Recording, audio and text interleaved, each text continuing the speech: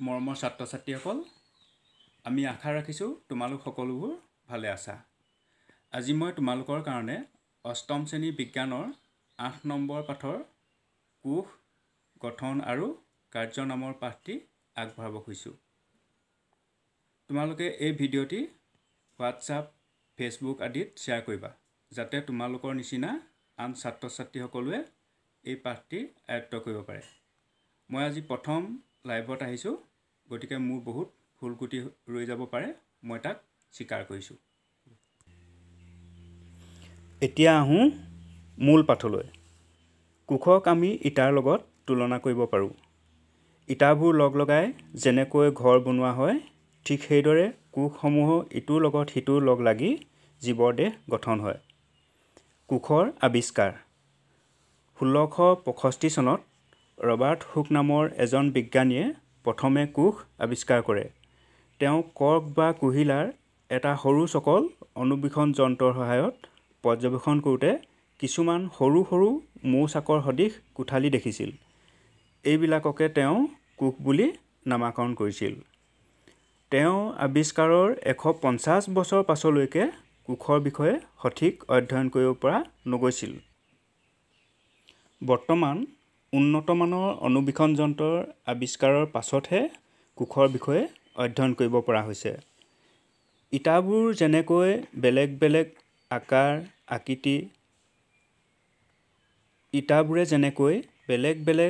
আকাৰ আকৃতি ঘৰ নিৰ্মাণ কৰা হয়, সেইদৰে জীৱ জগতত জীৱসমূহ এটাৰ পৰা আনটো পৃথক হ'লেও সকলোবোৰে কোষৰ দ্বাৰা গঠিত।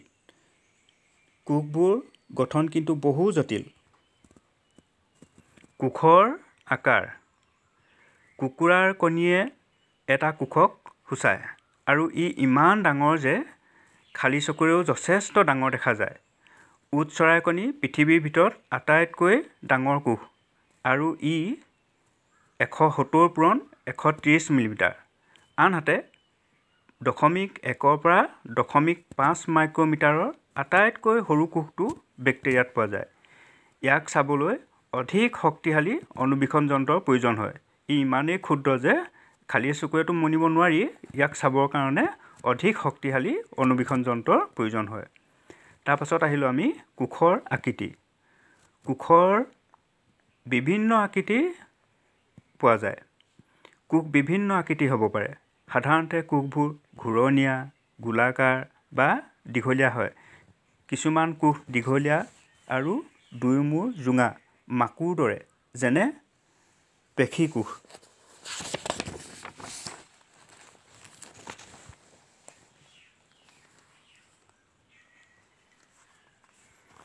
আনহাতে কিছুমান কোষ আকৌ গোলাকাৰ হয়।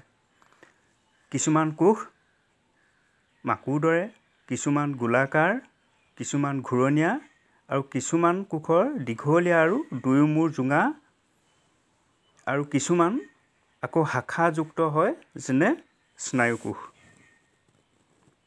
এইটো দেখিছা, এইটো স্নায়ু কোষ।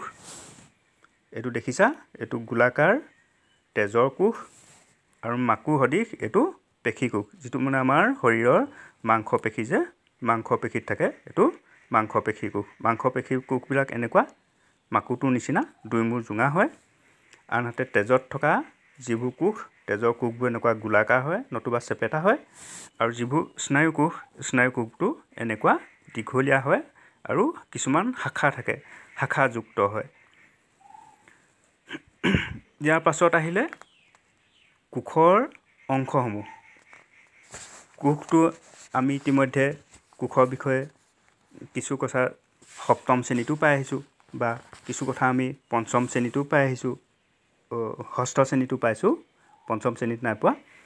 এই কোষৰ মূল উপাদান হ'ল কোষবেৰ, কোষ পৰশ আৰু নিউক্লিয়াছ, আৰু নিউক্লিওলাছ, এনেকুৱাবিলাক কোষত থাকে। কোষৰ মূল উপাদান কোষবেৰ, কোষ পৰশ আৰু নিউক্লিয়াছ বা কোষ কেন্দ্ৰ। এই কোষ পৰশ আৰু কোষ কেন্দ্ৰক যি আৱৰণে আৱৰি ধৰি থাকে, তাক প্লাজমা বেৰ বা প্লাজমা আৱৰণ বুলিও কোৱা হয়। প্লাজমা আৱৰণ ক'ত থাকে? কোষ কেন্দ্ৰক আৰু সাইটোপ্লাজমক পৃথক কৰি ৰাখে, সেইখন হৈছে প্লাজমা বেৰ। আৰু কোষটোৰ চাৰিওফালে যিখন বেৰ থাকে তাক কোৱা হয় কোষ বেৰ বা কোষাবৰণ। এই কোষাবৰণখনে বা কোষ বেৰখনে কোষবোৰক এটাৰ পৰা আনটোক পৃথক কৰি ৰাখে। প্লাজমা বেৰখন কিছুমান ছিদ্ৰ থাকে, সৰু সৰু পিন্ধা থাকে, ছিদ্ৰ থাকে। এই ছিদ্ৰবিলাকে পদাৰ্থসমূহ বাহিৰ ভিতৰ কৰিবলৈ সুবিধা হয়। কোষক যিখিনি লাগতিয়াল পদাৰ্থ, যিখিনি লাগতিয়াল বস্তু, সেই লাগতিয়াল বস্তুবোৰ এই কোষ বেৰখনত যিটো ছিদ্ৰ থাকে সেই ছিদ্ৰটোৱেদি বাহিৰ ভিতৰ হয়। কোষ পৰক বা সাইটোপ্লাজম ই এটা জেলিৰ নিচিনা পদাৰ্থ। ইয়াত মাইট্ৰকণ্ড্ৰিয়া, গলগি বডি, ৰাইজ'বম এনেকুৱাবিলাক থাকে। কোষ কেন্দ্ৰ বা নিউক্লিয়াছ ই জীৱকোষৰ আটাইতকৈ প্ৰয়োজনীয় উপাদান। ইয়াক জীৱকোষৰ প্ৰাণকেন্দ্ৰ বুলিও কোৱা হয়।